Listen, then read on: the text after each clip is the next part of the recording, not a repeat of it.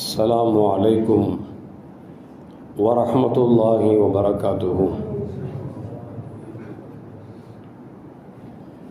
الحمد لله رب العالمين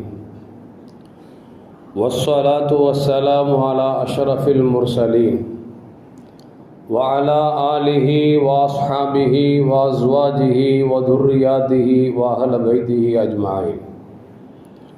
أما بعد فقد قال الله تعالى في القرآن العظيم وفي الفرقان المجيد: أعوذ بالله من الشيطان الرجيم، بسم الله الرحمن الرحيم. لتستووا على ظهوره ثم تذكروا نعمة ربكم إذا استويتم عليه وتقولوا سبحان الذي سخر لنا هذا وما كنا له مقرنين وإنا إلى ربنا لمنقلبون. صدق الله العلي العظيم.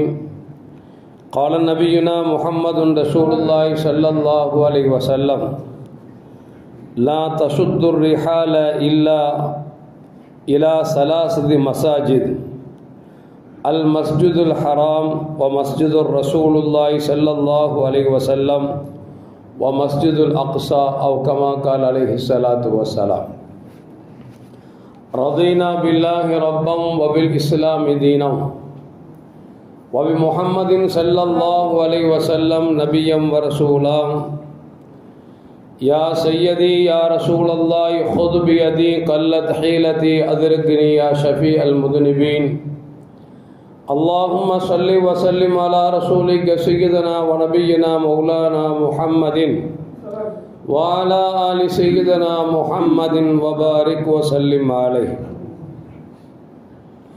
எல்லாம் புகழும் புகழ்ச்சியும் உருவமற்ற ஏக இறைவனாம் அல்லாஹ் ஒருவனுக்கு உரித்தாக்கி அகிலத்தின் அருள்கொடையாக வந்துதித்த நமது உயிரிலும் மேலான கண்மணி முஹம்மதுன் ரசூலுல்லாஹி ஸல்லல்லாஹு அலைஹி வஸல்லம் அவர்கள் மீது ஸலவாத்தும் சலாமும் கூறியவனாக என் உரையை துவங்குகிறேன். எல்லாம் வல்ல அல்லாஹு ஜல்ல ஜலாலுஹு எதை சொல்லவும் கேட்கவும் வாய்ப்பளித்தானோ அதன்படி நடந்து நல்ல மூமின்களாக வாழ்ந்து இந்த உலகத்தை விட்டு பிரிக்கிற பொழுது லா இலாஹ இல்லல்லாஹ் முஹம்மதுர் ரசூலுல்லாஹ் என்ற கலிமாவை மொழிந்து ஜன்னத்துல் ஃபிர்தௌஸை கண்ணால் கண்டு அகமகிழ்ந்து சிரித்த வண்ணமாக மரணிக்கக்கூடிய நல்பாக்கியம் பெற்ற மக்களில் அல்லாஹ் நம்மை ஆக்கி அருள்வானாக.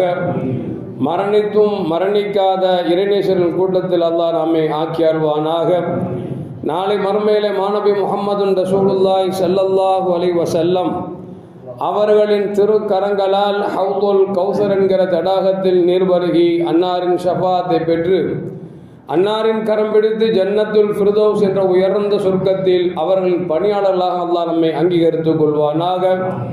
எல்லாவற்றுக்கும் மேலாக இறை அன்பை பெற்று இறைவனை பார்த்து பரவசமடையக்கூடிய அவருடைய லிக்காவையும் ரிலாவையும் பெற்ற மக்களில் அல்லாஹ் நம்மை ஆக்கி அருள்வானாக. அருமையான முஃமின்களே, நான் மேலே ஓதிய வசனத்தில் அல்லாஹ் சொல்லுவான்: நீங்கள் பயணம் புறப்பட்டீர்கள் என்று சொன்னால் நீங்கள் எதில் வாகனிக்கிறீர்களோ அதில் அமர்ந்த பிறகு நீங்கள் அல்லாஹ் உங்களுக்கு கொடுத்த நியமத்துகளை நினைவு கூர்ந்து வாருங்கள்.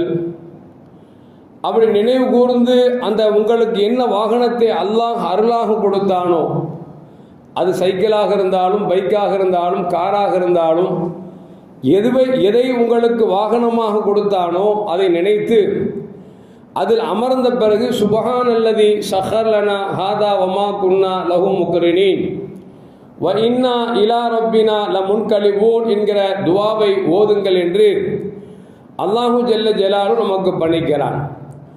உண்மையில் அப்படித்தான் இன்றைக்கு பயணங்கள் மிக மோசமான நிலையில் இருந்து கொண்டிருக்கிறது. அதிலும் குறிப்பாக சென்னையில் வீட்டை விட்டு வெளியே சென்று வீடு திரும்புகின்ற வரைக்கும் நம்முடைய உயிர் நம் கரத்தில் அல்ல. காரணம் என்று சொன்னால், இன்றைக்கு போதை ஆசாமிகள் நிறைய பேர் ஆகிவிட்டார்கள். வாயில பாக்கோ அல்லது குட்காவோ ஏதோ ஒன்றை போட்டால் தான் அவன் கொஞ்சம் உயிரோடு அப்படி ஊசலாடுற மாதிரி இருக்கிறான். அந்த உதட்டை இழுத்துட்டு தூக்கி உள்ள வைப்பான் பாருங்க, வச்சுட்டானா கப்புன்னு ஆயிடுவான். பெட்ரோலுக்கு 150 ரூபா கம்பெனியில் ஊற்ற சொல்லி கொடுத்தான் அப்படின்னா 75 ரூபா பெட்ரோல் அவனுக்கு ஊற்றுறான், மிச்சம் 75 ரூபா வண்டிக்கு ஊற்றுறான். இப்போ நம்ம என்னதான் கவனமாக போனாலும் நம்ம திரும்பி வர்றது நிச்சயம் இல்லை அப்படிங்கிற அளவுக்கு இன்றைக்கு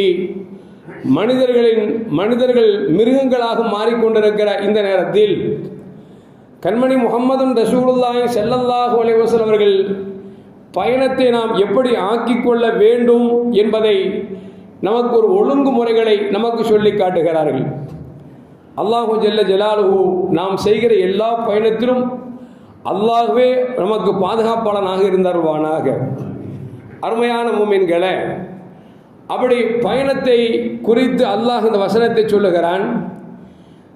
பெருமானார் ஸல்லல்லாஹு அலைஹி வஸல்லம் சொல்வார்கள், இந்த ஹதீஸை அபூ ஹுரைரா ரலியல்லாஹு தஆலா அன்ஹு சொல்கிறார்கள், லா தசுத்துர் ரிஹால இல்லா ஸலாஸ் மசாஜித்.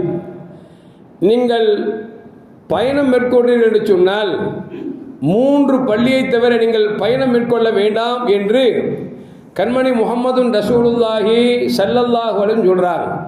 இப்போ நமக்கு ஒரு கேள்வி வரும், பயணம் மற்றதுக்கெல்லாம் செய்யக்கூடாதா, 3 பள்ளிவாசலுக்கு தான் பயணம் செய்யணுமா அப்படின்னு ஒரு கேள்வி வரும். இன்ஷா அல்லாஹ் அதற்கு விடை பின்னால் தொடர்ந்து வரும். அந்த 3 பள்ளி எது? கண்மணி முஹம்மது ரசூலுல்லாஹி ஸல்லல்லாஹு சொல்கிறாங்க, அல் மஸ்ஜிதுல் ஹராம், காபா என்று நாம் எல்லாம் அழைக்கக்கூடிய உலகத்தில் முதலாக இறைவன் தன்னை வணங்குவதற்கு ஏற்பாடு செய்யப்பட்ட முதல் இல்லம் காபா. இந்த காபாவிற்கு பயணம் செய்வதற்காக நீங்கள் மேற்கொள்ளலாம். 2வது மஸ்ஜிது நபவி, கண்மணி முஹம்மது ரசூலுல்லாஹி ஸல்லல்லாஹு அலைஹி வஸல்லம் இன்றைக்கு துயில் கொண்டிருக்கக்கூடிய அந்த மதீனத்துல் முனவ்வராவிற்காக நீங்கள் பயணத்தை மேற்கொள்ளலாம். 3வது இன்றைக்கு இஸ்ரேலர்களால் லட்சக்கணக்கான மக்களை கொன்று குவித்து, அப்படி கொன்று குவித்தாலும் பரவாயில்லை, இந்த நாட்டை விட்டு நாங்கள் வெளியே செல்ல மாட்டோம், எங்கள் பள்ளிவாசலை பாதுகாப்போம் என்று சொல்லி லட்சக்கணக்கான மக்கள் உயிரை இழந்தும் கூட குடியிருப்பதற்கு சரியான வீடு இல்லாமல், குடிப்பதற்கு தண்ணீர் இல்லாமல், அதிலும் இப்பொழுது பனிகாலத்தில் டெண்டடித்து கொண்டு இங்கு வீசுகிற காற்றை நம்மால் சுவாசிக்க முடியவில்லை, அதை தாங்க முடியவில்லை என்று சொன்னால் அங்குள்ள பனி என்பது கடுமையான பணியாக இருக்கும். அந்த பணியிலும் கூட அல்லாஹுடைய 3வது இடமாக இருக்கக்கூடிய கண்மணி நாயகம் ஸல்லல்லாஹு சொன்னார்களே, 3 பள்ளிவாசலுக்கு பயணம் செய்யலாம். 1 மக்கா, 2வது மதீனா, 3வது ஜெருசலத்தில் இருக்கக்கூடிய மஸ்ஜித் அக்ஸா அந்த பள்ளிவாசல். இந்த 3ற்காக நீங்கள் பயணம் மேற்கொள்ளலாம் என்று பெருமானார் ஸல்லல்லாஹு சொல்றாங்க. அப்போ நமக்கு ஒரு கேள்வி வரும், மற்றதுக்கெல்லாம் பயணம் செய்யக்கூடாதா, வியாபாரத்துக்கு போகக்கூடாதா, நம்ம சொந்த பந்தத்தை பார்க்கக்கூடாதா, அப்படி அதுக்கெல்லாம் பயணம் செய்யக்கூடாதுன்னு நமக்கு சிந்தனை வரும். ஸல்லல்லாஹு என்ன சொல்கிறாங்க அப்படின்னா, உலகத்தில் லட்சக்கணக்கான பள்ளிவாசல் இருக்குது, அப்படி தானே? இப்போ இந்த பள்ளிவாசல் நீங்கள் தொழுகிறீங்க, உங்களுக்கு ஒரு மனசுக்குள்ள என்ன அப்படின்னா, இந்த பள்ளிவாசலோட பெரிய பள்ளிவாசல் ஐசோஸில் படி மஸ்ஜித் சொல்லுவாங்க, நவாப் பள்ளி, இது நவாப் பள்ளி தான், அது நவாப் பள்ளி தான்.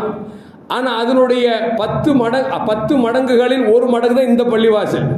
இப்போ நம்ம என்ன நினைக்கிறோம் அப்படின்னா, பெசாம இந்த பள்ளிவாசலை விட அந்த ஐசோஸில் இருக்கக்கூடிய படி மஸ்ஜிதில் போய் தொழுதா படி நன்மை கிடைக்கும் அப்படின்னு சொல்லி போனால் அப்படி போகாதீங்க.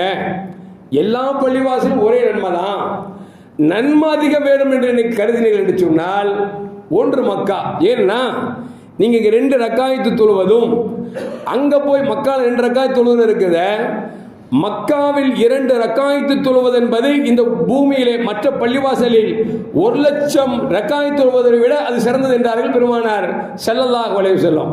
இப்போ இங்கே 1 லொஹுர் தொழுகிறோம் அப்படின்னா, இங்கே ஒரு மக்கால 1 லொஹுர் தொழுகிறோம் அப்படின்னா, நம்ம பள்ளிவாசலில் 1,00,000 லொஹுர் தொழுது நன்மையை அங்கே அல்லாஹ் கொடுத்துருவான். இப்போ நன்மையை நாடி நீங்கள் பயணம் செய்தீர்கள் என்று சொன்னால், 1 இறை இல்லமாம் இருக்கக்கூடிய காபா என்று சொல்லக்கூடிய அந்த மக்கத்து பள்ளிவாசல், 2வது மதீனத்துல் முனவ்வரா. ஏன் என்று சொன்னால், மற்ற பள்ளிவாசலில் தொழுவதை விட அங்கே தொழுதா 75,000 நன்மை கிடைக்கும். பைத்துல் மக்தஸ் போயிட்டீங்க அப்படின்னா 50,000 நன்மை கிடைக்கும். இந்த 3 பள்ளிகளில் நன்மையை அதிகம் கருதி நீங்கள் சென்றால் இந்த 3 பள்ளிவாசலுக்கு செல்லலாமே தவிர மற்ற எந்த பள்ளிக்கு சென்றாலும் ஒரே நன்மைதான். இப்போ உதாரணத்துக்கு இங்கே ஒரு ஆலிம்சா இருக்காரு, நான் ஒரு இருக்க வச்சுக்கலேன், என்னை விட பெரிய ஒரு ஆலிம்சா ஒரு இடத்துல இருக்காரு, அந்த பள்ளியில் போய் தொழுதோம் அப்படின்னா இங்கே என்ன நன்மையோ அதே நன்மை தான் அங்கே கிடைக்குமே தவிர இந்த 3 பள்ளியை தவிர. ரசூலுல்லாஹ் சொல்றாங்க, நன்மையை அதிகம் கருதி நீங்கள் சென்றால் இந்த 3 பள்ளிவாசலுக்கு போங்கன்னு சொல்லி பெருமானார் ஸல்லல்லாஹு அலைஹி வஸல்லம் நமக்கு சொல்லி தந்துட்டாங்க. இப்போ பயணம் என்று வருகிற பொழுது ஸல்லல்லாஹு சொல்லிட்டாங்க, உங்களுக்கு அல்லாஹ் என்ன வாகனத்தை கொடுத்தானோ அதை நினைத்து பாருங்கள், நீங்கள் ஏறி அமர்ந்த பிறகு இந்த துவாவை ஓதுங்கள் என்று அல்லாஹு ஜல்ல ஜலாலுஹு நமக்கு சொல்லி கொடுத்துட்டான். அது மட்டுமல்ல அருமையான முஃமின்களே, அபா ஸஅத் ரலியல்லாஹு தஆலா சொல்றாங்க, நான் ரசூலுல்லாஹி ஸல்லல்லாஹு அலைஹி வஸல்லம் அவரோடு சிந்தை அஷரத்த கஸ்வா 12 போர்ல கலந்துருக்கிறேன். போர் அப்படிங்கிறது ஒரு ஊர்ல இருந்து இன்னொரு ஊருக்கு போய் தான் போர் செய்வாங்க. அப்ப அது பயணம் தானே. அது அந்த பயணம் மோசமான பயணம். ஏன்னா போனா திரும்பி வரவும் செய்யலாம், வராமையும் போகலாம், அதே கடைசியாகவும் இருக்கலாம். அப்படி ரசூலுல்லாஹி ஸல்லல்லாஹு அலைஹி வஸல்லம் அவர்களுடன் ஸல்லல்லாஹு எந்த போர்ல கலந்தாங்களோ அதற்கு பேர் கஸ்வான்னு சொல்லுவாங்க. ஸல்லல்லாஹு கலக்காதக்கு போர் வந்து சரியா அப்படிம்பாங்க. இப்ப ஸல்லல்லாஹு அலைஹி வஸல்லம் கலந்த போரில் 12 போர்ல கலந்துருக்கார். சொல்றாங்க, நான் பெருமானார் ஸல்லல்லாஹு அலைஹி வஸல்லம் கலந்த போர்ல 12 போர்ல கலந்திருக்கிறேன். அந்த 12 போர்லையும் பெருமானார் ஸல்லல்லாஹு 4 விஷயங்களை திரும்ப திரும்ப சொல்வார்கள். அது என் காதால் கேட்டிருக்கிறேன் என்று சொல்லிவிட்டு அந்த சஹாபி சொல்றாங்க, பெருமானார் சொல்லுவாங்க, அல்லாஹ் துசாபிர இம்ராத்துன் மசீரத் யௌமைனி லைஸமாஹா ஜௌஜுஹா அது மஹரமின். எந்த பெண்ணும் 2 நாட்கள் ஒன்று கணவன் இருக்க வேண்டும், அப்படி இல்லை என்று சொன்னால் மகரமான ஒரு ஆள் இருக்கும் பொழுதுதான் அவர் பயணிக்க வேண்டுமே தவிர இல்லை என்று சொன்னால் பயணிக்க கூடாது என்பதை நபிகள் நாயகம் ஸல்லல்லாஹு அவர்கள் திரும்ப திரும்ப எல்லா போர்களிலும் பெருமானார் ஸல்லல்லாஹு சொன்னாங்க. 1. 2வது வலா சௌமின் யௌமைனி, வருஷத்துல 2 நாள் நோன்பு வைக்கவே கூடாது. 1 நோன்பு பெருநாள், ஹஜ்ஜு பெருநாள். இந்த 2 நாள்லையும் நோன்பு வைக்கிறது ஹராமாக இருக்கிறது என்று பெருமானார் ஸல்லல்லாஹு சொல்வாங்க. வலா சலாத்த பாத சலாத்தைனி, 2 தொழுகைக்கு பிறகு சுன்னத்தோ நஃபிலோ தொழக்கூடாது என்று பெருமானார் ஸல்லல்லாஹு சொன்னாங்க. 1 அசர் தொழுகைக்கு பிறகு, 2வது ஃபஜ்ர் தொழுகைக்கு பிறகு சுன்னத்து தொழுகை என்பது கிடையாது என்பதை நபிகள் நாயகம் ஸல்லல்லாஹு அவர்கள் எல்லா போர்களிலும் எனக்கு சொல்வார்கள். அது மட்டுமல்ல, பெருமானார் சொல்வாங்க, நீங்க நன்மை நாடி நீங்கள் பள்ளிவாசல் போவதாக இருந்தால் இந்த 3 பள்ளிவாசலை தவிர வேறு பள்ளிக்கு போகக்கூடாது என்பதை நபிகள் நாயகம் ஸல்லல்லாஹு திரும்ப திரும்ப சொல்வார்கள் என்பதை நமக்கு அபா ஸஅத் ரலியல்லாஹு தஆலா அவர்கள் அறிவிக்கிறார்கள் என்பதை மனதில் வைத்துக் கொள்ள வேண்டும். அருமையான முஃமின்களே, பயணம் இருக்கிறது பார்த்தால் ஏதோ நாம் கார்ல போவது போன்று தெரியும், அல்லது பஸ்ஸில் போவது போன்று தெரியும், அல்லது ஃப்ளைட்டில் போகிற மாதிரி தெரியும். ஆனால் என்னதான் எதில் வசதியாக இருந்து போனாலும் அந்த பயணம் என்பது வேதனைக்குரிய ஒன்று தான். என்ன வேணாலும் நடக்கலாம், அப்படிதானே? நம்ம எவ்வளோதான் சொகுசு காரில் BMW காரில் போனாலும் அல்லாஹ்வுடைய நாட்டம் இருந்தால் சேர்ந்துட்டா பிரச்சனை இல்லை. வேற எங்கேயாவது போய் சேர்ந்துட்டான்னு வச்சுங்களேன், அல்லாஹ் காப்பாற்றணும்ல. ஸல்லல்லாஹு சொல்றாங்க, நீங்கள் பயணம் என்பது இருக்கிறது வேதனைக்குரிய ஒன்று. இந்த ஹதீஸை அபூ ஹுரைரா ரலியல்லாஹு அன்ஹு சொல்றாங்க, அஸ்-ஸஃபரு கிதாத்தும் மினல் அதாப். பயணம் இருக்கிறது வேதனை ஒரு துண்டு என்றார்கள் பெருமானார் ஸல்லல்லாஹு அலைஹி வஸல்லம். வேதனையுடைய ஒரு துண்டு. உதாரணத்தை எடுத்துங்களேன், சொந்த கார் இல்லை, ஒரு ஆள் பஸ்ஸில் ஏறி போறாரு, திடீர்னு லூஸ் மோஷன் ஆச்சுன்னு வச்சுங்களேன், அவர் படுற பாடு இருக்கு அல்லாஹு அக்பர் சொல்ல முடியாது. ஏன்னா அடக்குன்னு அடக்கி பார்ப்பார், அது முடுக்குன்னு முடுக்கி பார்க்கும். என்ன பண்றது? டிரைவர்கிட்ட வருவார், சார் கொஞ்சம் நிப்பாட்டுறீங்களா, யோ வண்டி பரப்பணுமோ லேட் ஆகி போச்சு, நீ வேற சார்னு உட்கார்ந்துருக்க, உட்காரியா அப்படிமா. அவரு கொஞ்சம் உட்கார்ந்து பார்ப்பார், அது பேச்சு கேட்குமா, சொல் பேச்சு கேட்குமா, கேட்காது, முடுக்கும். இவன் திருப்பி சார் தாங்க முடியல சார் அப்படிம்பார். என்னையா ரோதனை பெரிய ரோதையா போச்சுன்னு சொல்லி 2 திட்டு தட்டி ஒரு காட்டுக்குள்ள இறக்கி விடுவான். பாதி இருந்தும் இல்லாமையும் கழுவியும் கழுவாமையும் ஓடி வருவான். இது ஒரு வேதனையா இல்லையாங்க? எவ்வளவு பெரிய வேதனை! ஸல்லல்லாஹு அன்னைக்கு சொன்னாங்க பாருங்க, பயணம் என்பது ஒரு வேதனையின் ஒரு துண்டு என்றார்கள் பெருமானார் ஸல்லல்லாஹு அலைஹி வஸல்லம். நான் சொல்றேன் சாதாரண டாய்லெட் தான் சொல்றேன், ஏதாவது ஆபத்தாச்சு வச்சுங்களேன், அது எவ்வளவு பெரிய விபரீதமா போயிருது. ஸல்லல்லாஹு சொல்றாங்க, நீங்கள் பயணம் மேற்கொள்ளலாம், எவ்வளவு உல்லாசமாக இருந்தாலும் சரி. ஆனால் பயணம் பார்த்துட்டா அது ஒரு வேதனை, ஒரு துண்டு என்றார்கள் நபிகள் நாயகம் ஸல்லல்லாஹு அலைஹி வஸல்லம். சொல்லிட்டு சொல்றாங்க, யம்னு அஹதுக்கும் தஆமஹு, சில கட்டத்தில் சாப்பிட முடியாத சூழ்நிலை ஏற்பட்டுரும். போயிட்டே இருப்போம், அங்க போய் சாப்பிட நினைப்போம், வண்டி விட்டா அங்க எல்லாம் காலியாக இருக்கும். இதுக்கப்புறம் கடை வீதி வேணும்னா இன்னும் ஒரு 15 கிலோமீட்டர் அல்லது ஒரு 50 கிலோமீட்டர் தாண்டி போகும். பசி புடுங்கும், ஆனா சாப்பிட்றதுக்கு வழி இருக்காது. நபி சொல்றாங்க, ஏன் வேதனை ஒரு துண்டு சொல்ல தெரியுமா? சாப்பாடு சில நேரத்தில் உங்களுக்கு தராமல் போய்விடும், அதுபோல தண்ணி கிடைக்காமல் போயிடும், தூக்கமும் இல்லாமல் போயிடும். இதாக்கல் அகதுக்கும், நீங்க போன ஒரு வேலைக்கு போனீங்க அப்படின்னா என்ன செய்யுங்க, பயணத்தை சீக்கிரம் முடித்து விட்டு உங்கள் வீடு சேருங்கள் என்றார்கள் நபிகள் நாயகம் ஸல்லல்லாஹு அலைஹி வஸல்லம். நம்ம என்னதான் அமெரிக்காவுக்கு போனாலும், லண்டன்ல போனாலும், சுற்றுலா போனாலும் நம்ம வீட்டுக்கு வந்து திருப்தி இருக்குத கிடைக்குமாங்க? வீட்டுக்கு வந்தவொன்னு சட்டை கட்டு, எப்பாடா இப்பதான்பா நிம்மதி வந்து சொல்றோம் பாத்தீங்களா?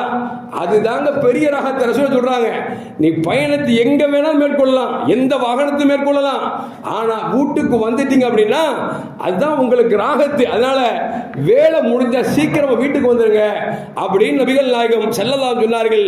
இந்த ஹதீஸ் புகாரி முஸ்லிம்ல பதிவு செய்யப்பட்டிருக்கிறது. அது மட்டுமல்ல அருமையான மோமின்களே, பயணத்துக்குன்னு ஸல்லல்லாஹு அலைஹி சில நாட்களை தேர்ந்தெடுத்தார்கள். அதுல ஒண்ணு கஅப் இப்னு மாலிக் ரலியல்லாஹு சொல்றாங்க, பெருமானார் ஸல்லல்லாஹு அலைஹி யஹ்ருஜு ஃபீ சஃபரின் இல்லா யௌமுல் ஹமீஸ், ரசூலுல்லாஹ் முடிஞ்ச வரைக்கும் வேலைக்கிழமை பயணம் செய்வாங்க, வேலைக்கிழமை பயணம் செய்வாங்க. இல்லை அப்படின்னா திங்கக்கிழமை பயணம் செய்வாங்க. ஸல்லல்லாஹு பாருங்க, மேராஜ் போன திங்கக்கிழமை தான், மக்காவிலிருந்து மதீனாவுக்கு ஹிஜ்ரத் போனாங்களே அதுவும் திங்கக்கிழமை தான். இப்படி ஒன்று திங்கக்கிழமை தேர்ந்தெடுப்பார்கள், இல்லை என்று சொன்னால் வியாழக்கிழமை தேர்ந்தெடுப்பாங்க. ஹஜ்ரத் அப்படின்னா செவ்வாய்க்கிழமை போகக்கூடாது அப்படின்னு கேட்கக்கூடாது, சிறப்பு. அது செவ்வாய்க்கிழமையும் போகலாம், புதன்கிழமையும் போகலாம். ஏற்றமானது என்ன அப்படின்னா வாய்ப்பு இருந்துச்சு அப்படின்னா வேலைக்கிழமை தேர்ந்தெடுக்க, ரசூலுல்லாஹ் தேர்ந்தெடுத்ததுனால வேலைக்கிழமை அல்லது திங்கக்கிழமை தேர்ந்தெடுத்தால் அது ஆக உகந்ததாக இருக்கும் என்பதை நபிகள் நாயகம் ஸல்லல்லாஹு அலைஹி நமக்கு சொல்லித் தராங்க. அது மட்டுமல்ல அருமையான மோமின்களே, பயணத்துக்கு சிறந்த நேரம் என்ன அப்படின்னா நைட்ல, இரவுல புறப்படுறது ரொம்ப சிறப்புங்க. ஏன்னா ரசூலுல்லாஹ் சொல்லுவாங்க, அல் அர்து துத்யு பில்லைல், இருட்டில் பயணம் செஞ்சோம்னா அந்த நேரம் இந்த காலங்கள் இருக்கு பார்த்தீங்களா, அது அல்லாஹ் உங்களுக்கு பூமியை சுருக்கி தருகிறான் அப்படின்னு சொல்லுவாங்கல்ல. நைட்டில் 10 மணிக்கு வண்டி ஏறணும்ப்பா, காலைல முடிச்சு பார்க்குற ஊர் வந்துருச்சுப்பா அப்படிங்கிறோம்ல, அந்த மாதிரி இரவு என்பது பயணத்தில் உங்களுக்கு சுருக்கி கொடுக்கப்படுகிறது என்றார்கள் நபிகள் நாயகம் ஸல்லல்லாஹு அலைஹி வஸல்லம். அதே நேரத்தில் பயணத்தை இரவுல தேர்ந்தெடுக்கலாம், தனியா போகிறத நீங்க தவிர்த்துக் கொள்ளுங்கள் என்றார்கள் நபிகள் நாயகம் ஸல்லல்லாஹு அலைஹி வஸல்லம். சொன்னாங்க, லவ் யஅலமுன் நாஸ மா ஃபில் வஹததி மா அலமு, தனித்து பயணம் செய்வது எந்த அளவுக்கு மோசங்கிறத நான் விளங்கின மாதிரி நீங்க விளங்கியிருந்தா நீங்க இருட்டில் பயணம் செய்ய மாட்டீங்க அப்படின்னாங்க ரசூலுல்லாஹி ஸல்லல்லாஹு அலைஹி வஸல்லம். ஏன்னா மனுஷன் போயிட்டே நல்லா தடகாத்திரமா போவோம், கொஞ்சம் மயக்கமோ அல்ல தூக்கம் வந்து வச்சுங்களேன், கீழே விழுந்துட்டோம்னா தூக்குறதுக்கு ஆள் இருக்காது, பல சிக்கல். நீங்க யோசிச்சு பார்த்தா உங்களுக்கு தெரியும். இப்படி இருவல போகும்போது தனியாக போக வேண்டாம் என்பதை நபிகள் நாயகம் ஸல்லல்லாஹு அலைஹி வஸல்லம் நமக்கு சொல்லித் தரார். சில பேர் சொல்லுவாங்க, ஹஜ்ரத் நான் நைட்டு போனேன், திடீர்னு பார்த்தா வெள்ளை வெள்ளேன்னு ஒரு உருவம் போகுது அப்படிம்பார். அவர் கண்ணு சொல்லுவாங்கல்ல, அரண்டவனுக்கு இரண்டதெல்லாம் பேய் சொல்ற மாதிரி சும்மா தான் போயிருப்பார். இவர் கண்ணுக்கு இருக்கும், வெள்ளை வெள்ளைன்னு போச்சு ஹஜ்ரத், பார்த்தா கீழே கால் இல்லைப்பார். இவர் 1க்கு 9 சொல்லுவார். பேயும் கிடையாது, பிசாசும் கிடையாது, சைத்தான் தான் இருக்கு. விளங்குச்சிங்களா? எதுக்கு சொல்ல வர அப்படின்னா, அப்ப இவர் கண்ணுக்கு ஏதாவது தெரிஞ்சு ஒருவேளை பயந்து கீழே விழுந்துட்டாருங்களேன், அப்ப பெரிய சிக்கல் போயிருமா இல்லையா?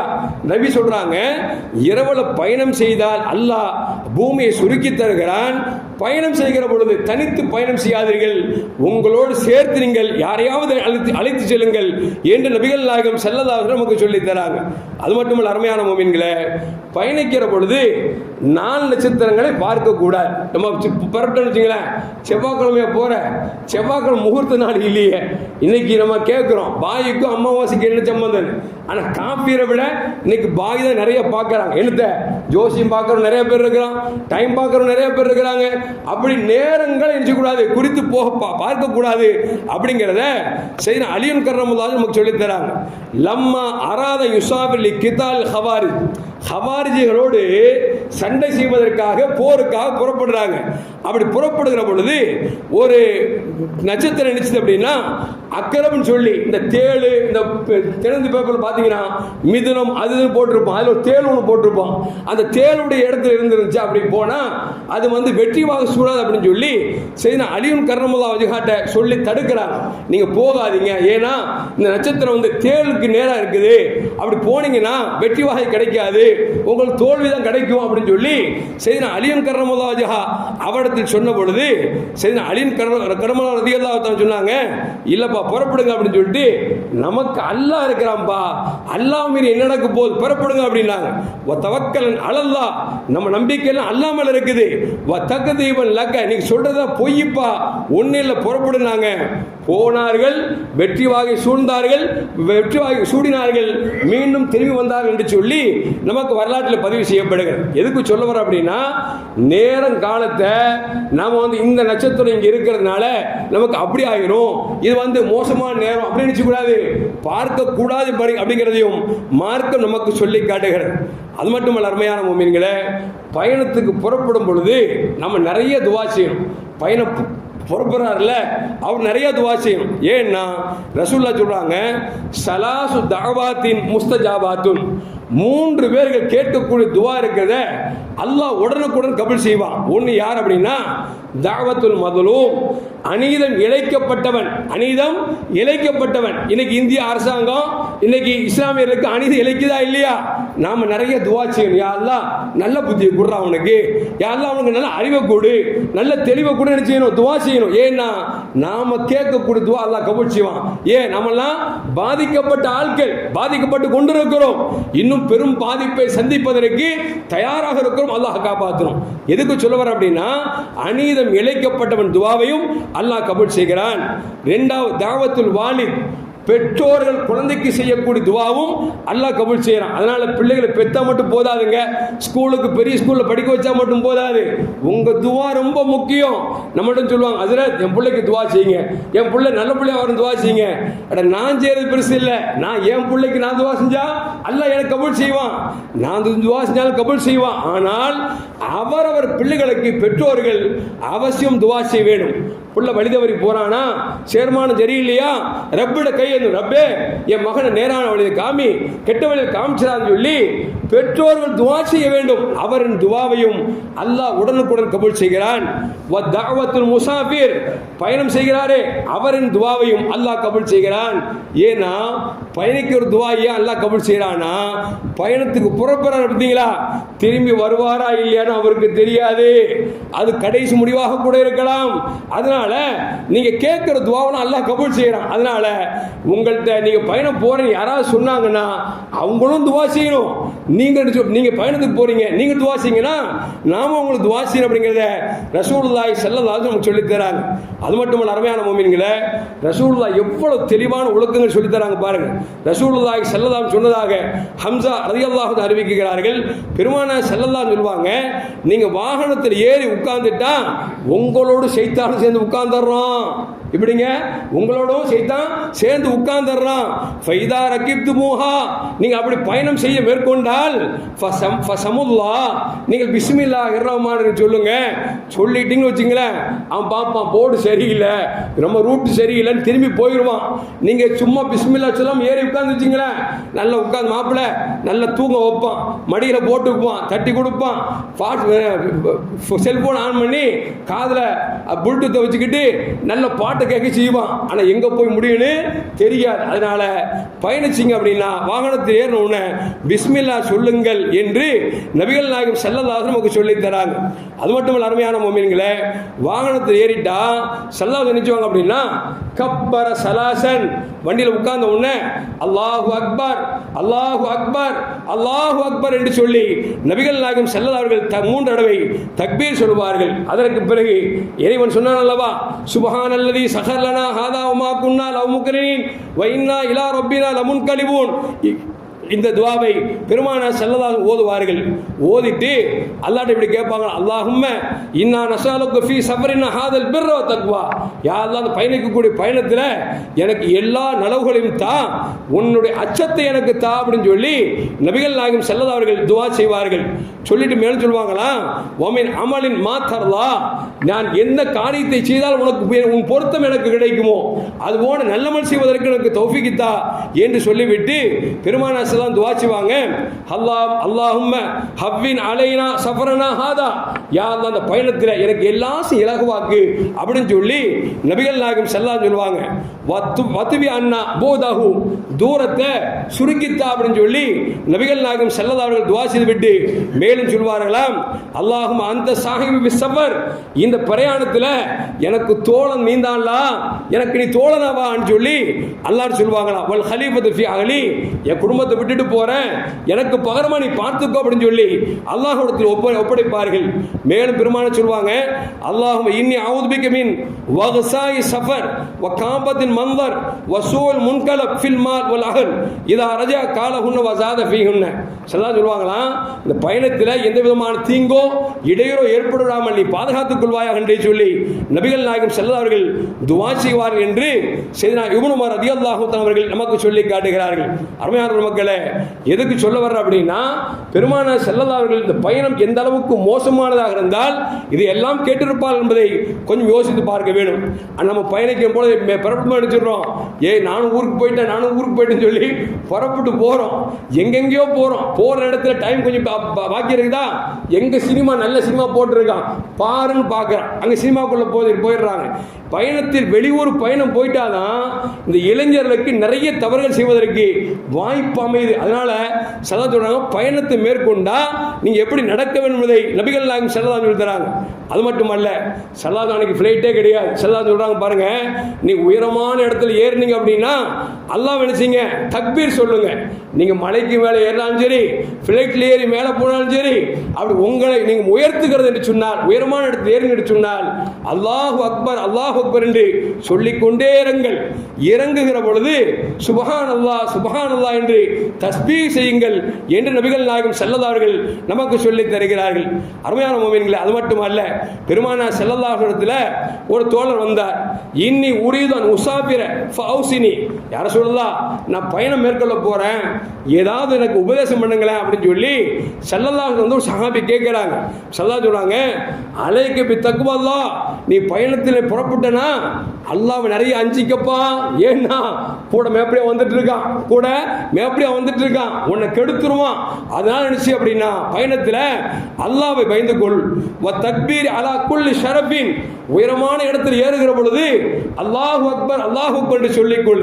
ஃபலம்மா வல்லா ரஜுலுன் கால அல்லாஹும்ம அத்விலஹு போத வஹப்பின் அலைஹி ஸஃபர, அவர் திரும்பி போன பிறகு சொன்னாங்க, யா அல்லாஹ், பயணத்தில் போறாருல்ல, அவருக்கு பாதையை சுருக்கி கொடுப்பாயாக, அவருக்கு போற காரியத்தை இலகுவாக்குவாயாக என்று சொல்லி நபிகள் நாயகம் ஸல்லல்லாஹு அவர்கள் துஆ செய்தார்கள் என்கிற ஹதீஸை அபூ ஹுரைரா ரலியல்லாஹு தஆலா அவர்கள் நமக்கு சொல்லி காட்டுகிறார்கள். அருமையான மக்களே, அது மட்டுமல்ல, அனஸ் தான் சொல்றாங்க, ரசூலுல்லாஹ் இன்னொரு தோழர் வந்தாரு, யார சொல்லதான் பயணம் போறேன், எனக்கு ஏதாவது சொல்லுகிற பொழுது ரசூலுல்லாஹ் சொன்னாங்க, அதே தக்வாவை அல்லாஹ்வை பயந்து கொள்ளுங்கள், உங்கள் பாவ மன்னிப்பிற்காக நீங்கள் அல்லாஹ்ட்ட பாவ மன்னிப்பு தேடிக் கொள்ளுங்கள் என்று சொல்லி பெருமானார் சொல்லிட்டு சொன்னாங்க, அல்லாஹ் உன் காரியத்தை நீ சென்று வென்று வருவதற்கு அல்லாஹ் தௌஃபீக் செய்வானாக என்று சொல்லி நபிகள் நாயகம் ஸல்லல்லாஹு அலைஹி வஸல்லம் துஆ செய்தார்கள் என்கிற ஹதீஸும் நமக்கு வரலாற்றில் பதிவு செய்யப்படுகிறது. அருமையான முஃமின்களே, சையதுனா உமர் ரலியல்லாஹு தஆலா அன்ஹு உம்ராவுக்கு புறப்படுறாங்க. அப்படி புறப்படும் பொழுது ரசூலுல்லாஹ் சொல்றாங்க, யா ரசூலுல்லாஹ், உம்ராவுக்கு போலான்னு இருக்கிறேன், கொஞ்சம் அனுமதி கொடுத்தா நான் உம்ராவுக்கு போலான்னு ஆசைப்படுறேன் அப்படின்னு நபிகள் நாயகம் ஸல்லல்லாஹு அலைஹி வஸல்லம் சொன்னாங்க, அனுமதி கொடுத்துட்டேன், லா தன்சானி யா அஹீ மின் துஆயிக, எங்கெல்லாம் உம்ரால போய் துஆ செய்றீங்களோ அங்கெல்லாம் உங்க துஆல என்னை கூட்டு சேர்த்துக்குங்க அப்படின்னு சொல்லி யார் சொன்னா, முஹம்மது ரசூலுல்லாஹி ஸல்லல்லாஹு சொல்றாங்க. அந்த அடிப்படையில் அல்லாஹு ஜல்ல ஜலாலுஹு இந்த அடியானுக்கும் வருகிற ஞாயிற்றுக்கிழமை உம்ராக்கு போகிறேன், அதற்கு இதெல்லாம் சொல்லணுமா அப்படின்னு கேட்கக்கூடாது. என்ன காரணம்னா 2 வாரம் ஜும்மா இல்லைன்னு வச்சுங்களேன், சில பேர் சொல்லுவாங்க அஜத் 2 வாரம் காணாமல் உடம்பு சரியான்னு சில பேர் கேட்பாங்க, சில பேர் அஜத்தை நீக்கிட்டாங்களான்னு கேட்பாங்க. இந்த பேச்செல்லாம் வரக்கூடாதுங்கிற ஒரே ஒரு காரணத்துக்கு தான் நான் சொல்கிறேன், வர ஞாயிற்றுக்கிழமை இன்ஷா அல்லாஹ் உம்ரா புறப்பட இருக்கிறேன். நான் செல்கிறேன் என்றவுடன் மஹல்லாவை சார்ந்தவர் கிட்டத்தட்ட 9 பேர்கள் என்னோட உம்ராவுக்கு வர இருக்கிறார்கள்.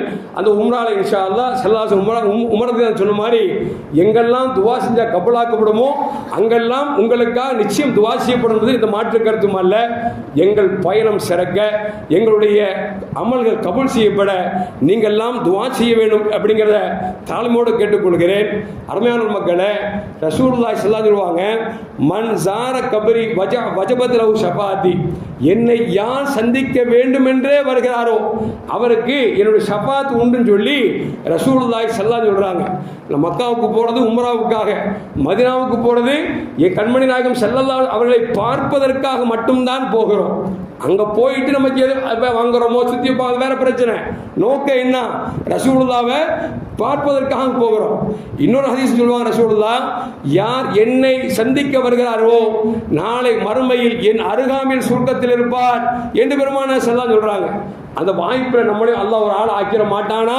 அல்லாஹ் கொஞ்சம் இதோ இந்த போன வாய்ப்பை அல்லாஹ் நம் அனைவருக்கும் தந்தருவானாக. அருமையான முஃமின்கள், எதற்கு சொல்லுவார்கள் சொன்னால், இப்போ சில பேர் கேட்டாங்க, ஹஸரத் உம்ராக்கு போறீங்களா, சம்பளம் வாங்கிட்டு எப்படி போறீங்க அப்படின்னு சில பேர் கேட்குறாங்க. நான் எதுக்கு சொல்ல வரேன் அப்படின்னா, இதோடு 2 உம்ரா இது, இந்த உம்ராவோடு 2வது உம்ராக்கு போகிறேன். ஆனால் என்கிட்ட ஒரு அழுத்தமான துவா என்னன்னா, என் ரப்பு என்னை கூட்டு போவாங்க நம்பிக்கையில் இது வரைக்கும் துவா செஞ்சுட்டு இருக்கிறோம். இந்த 2 உம்ராவும் என்னுடைய சொந்த பைசா எதுவுமே கிடையாது. போன தடவை ஒரு 8 வருஷத்துக்கு முன்னால் போகும்போது ஒரு மலேசியாவில் ஒரு செல்வந்தர் என்னை அழைச்சிட்டு போனார். இப்போ ஒரு சிங்கப்பூருக்காரர் அழைச்சிட்டு போகிறார். சிங்கப்பூருக்காருக்கு எனக்கு சம்பந்தம் இல்லை, மலேசியாக்காருக்கு எனக்கு சம்பந்தம் இல்லை. விளங்கிச்சிங்களா? எல்லாம் அவர் உள்ளத்தில் போட்டு என்னை எப்படி கூட்டு போனோமோ அவன் ரூட்டு போட்டு கொடுத்து போறீங்களான்னு கேட்டவன் வேணான்னு சொல்லுவான். ஒவ்வொரு வக்தும் துவா செஞ்சுட்டு இருக்கிறோமே, சரின்னு சொல்லுவோன்னே நம்ம இப்போ அழைத்து செல்லப்பட போகிறோம். எதுக்கு சொல்ல வர்றோம் அப்படின்னா, நம்மளுக்கு காசு பணம்னா தேவையில்லைங்க, துவா ரொம்ப அழுத்தமாக தேவை. அல்லாஹ் உன்னோட இல்லத்தை கண்ணால் பார்க்கணும், கண்மணி நாயகத்துக்கு முன்னால் சலாம் சொல்லணும். அந்த வாய்ப்பை எனக்கு தராம மௌத்தாக்கிறாதேன்னு கேட்டு மட்டும் பாருங்களேன். காசெல்லாம் எனக்கு காசு இன்னைக்கு சோப்பில் ஒரு 10 பைசா கிடையாது. எதுக்கு சொல்ல வரேன்? 2 உம்ராவுக்கு போய் முடிச்சிட்டேன். எதுக்கு சொல்ல வரேன்னா, இந்த ஹஜ்ஜு உம்ராவெல்லாம் காசு இருப்பவர்களுக்கு கடமையாக இருந்தாலும் கூட அல்லாஹ் காசு இல்லைன்னு வச்சுங்களேன், நம்மளுடைய தேட்டம் எவ்வளவு இருக்கிறதோ அந்த தேட்டத்தை அல்லாஹ் நிறைவேற்றி கொடுத்துருவான். அது மட்டுமல்ல, நான் சொன்னல மலேசியா காட்டுக்கு கூட்டு போனாரு, சிங்கப்பூர் காட்டுக்கு கூட்டு போனாரு, ஏன் அப்படின்னு சொல்லி சொல்றீங்க. அது சில பேர் கேட்பாங்க. அதையும் சொல்றேன், நம்ம மகளால எத்தனையோ செல்வந்தர் இருக்கிறோம், எத்தனையோ முசல்லிகள் அந்த காபாவை பார்க்க முடியாமல் தேடிட்டு இருக்காங்க. அப்போ நம்ம செல்வந்தர்கள் நினைச்சு நிறைய செய்யறாங்க, மக்களுக்காக சமூகத்திற்காக நிறைய செய்யறாங்க. இந்த ஒரு வாய்ப்பையும் தொழு வரக்கூடிய மக்கள்ல யார் உம்ராக்கு போலையோ ஹஜ்ஜுக்கு போலையோ அது போன்ற ஏழைகளை தேர்ந்தெடுத்து நம்மால வருஷத்துக்கு 1 ஆளோ 10 ஆளோ 5 ஆளோ அனுப்பணும்னா அவர் செய்த உம்ரா நன்மை இவருக்கும் கிடைக்கும் என்பதில் இந்த மாற்று கருத்தும் அல்ல. அருமையான மக்களே, அது மட்டுமல்ல, இன்னைக்கு சில பேருக்கு என்ன அப்படின்னா, உம்ராக்கு போறேன்னு சொன்னா, உதாரணத்துக்கு வச்சுங்களேன், என் பொண்ணு போய் 11ஆம் கிளாஸ் படிக்கிறா, அவ போய் தன்னுடைய ஃப்ரெண்ட்ஸ் சொல்லியிருக்கா உம்ராக்கு போறேன்னு. அந்த பிள்ளை சொல்லியிருக்கு, அல்லாஹ் உங்களுக்கு பெரிய பாக்கியம் இந்த வயசுலேயே கொடுத்துருக்கிறான். ஆனால் என்ன செய்யும் தெரியுமா, மக்காவுக்கு போயிட்டு வந்துட்டு இனிமேல் தர்காக்கெல்லாம் போகாதீங்க. அடேங்க அப்பா, எவ்வளவு மோசமான நச்சக்கருத்தை அந்த குழந்தையோட உள்ளத்தை ஊட்டிருப்பான்னு யோசிச்சுப்பாரு. மக்காவுக்கு போறாங்கன்னா போன எல்லா பாவம் கழிஞ்சிருமா, நீங்க இதுவரைக்கும் தர்காவுக்கு போனது பாவமா, அதனால போயிட்டு வந்து தர்காவுக்கு போகாதுன்னு சொல்லி 11th படிக்கிற பொண்ணு 11th படிக்கிற பிள்ளைகிட்ட சொல்லுது அப்படின்னா, இந்த வஹாபிஸ் எந்த அளவுக்கு ஊடு இருக்குன்னு பார்க்கணும். நான் தான் சொன்னேன், நீ சொல்ல வேண்டியதான பாப்பா, உலகத்தில் தர்காக்களின் தலைவர் யாருங்க? உலகத்தின் தர்காக்களின் தலைவர் கண்மணி முஹம்மது ரசூலுல்லாஹி ஸல்லல்லாஹு அலைஹி அவர்களை போய் நான் பார்க்க போறேன். அப்போ போயிட்டு வந்தா நிறைய தர்காக்கு ஜியாரத்து போவோம், போயிட்டு வந்து அப்படின்னு சொல்ல வேண்டியதானே. ஏன்னா நல்லோர்களுக்கும் பெருமானார் ஸல்லல்லாஹு அலைஹி தலைவர்கள், உலகத்தில் இருக்கக்கூடிய எல்லோருக்கும் தலைவர் முஹம்மது ரசூலுல்லாஹி ஸல்லல்லாஹு அலைஹி வஸல்லம். அப்படி பார்க்கும் பொழுது தர்காவில் உலகத்தில் மகா பிரசித்தி பெற்ற தர்கா அப்படின்னு சொன்னா அது மதீனத்துல் முனவ்வரா. விளங்குச்சுங்களா? இன்னும் சொல்ல போனா ஹஜ்ஜுன்னு போறோமே, அந்த ஹஜ்ஜில் கூட என்னங்க இருக்குது? முன்னாள் நபிமார்கள் செய்த செயல்பாடை நாம் செய்கிறோம் என்று சொன்னால் அந்த முன்னாள் நபிமார்களும் வழிமார்களையும் நினைவுறுவதற்காக தான் போறோம். அப்படிங்கும் போது ஹஜ்ஜும் உம்ராவும் அது நல்லோர்கள் செயல்பாட்டை மீண்டும் மீண்டும் ஞாபகப்படுத்துவதற்கான தவிர ஏதோ தர்காவுக்கு போறது அது சிறுக்கென்றோ விதத்தில் நினைத்துவிடக் கூடாது. நீங்க ஜியாரத்துக்கு போகுங்கிறது தான் மக்காவும் மதீனாவும் நமக்கு சொல்லி காட்டுகிறது. அந்த அடிப்படையில் இன்ஷா அல்லாஹ் வருகிற ஞாயிற்றுக்கிழமை இரவு 10 மணிக்கு இன்ஷா அல்லாஹ் புறப்பட இருக்கிறோம். எல்லாம் வல்ல அல்லாஹ் ஜல்ல ஜலாலுஹு எங்கள் பயணத்தை அல்லாஹ் இலகுவாக்கி தருவதோடு எங்களுடைய உம்ராக்களும் அல்லாஹ் கபூல் செய்ய வேண்டும். இன்ஷா அல்லாஹ் எல்லா இடங்களிலும் நம்ம சாதாரண வெள்ளிக்கிழமை துவா செய்யும் பொழுது நம்மகிட்ட கேட்கிறவங்க கேட்காதவங்க எல்லாத்துக்குமே சேர்த்து துவா செய்வோங்கிறது உங்களுக்கு நல்லா தெரியும். எல்லாம் வல்ல அல்லாஹ் ஜல்ல ஜலாலுஹு இந்த உம்ராவையும் ஹஜ்ஜையும் உங்கள் அனைவருக்கும் அல்லாஹ் நசீபாக்கி தருவானாக. அஸ்ஸலாமு அலைக்கும் வரஹ்மத்துல்லாஹி வபரகாத்துஹு.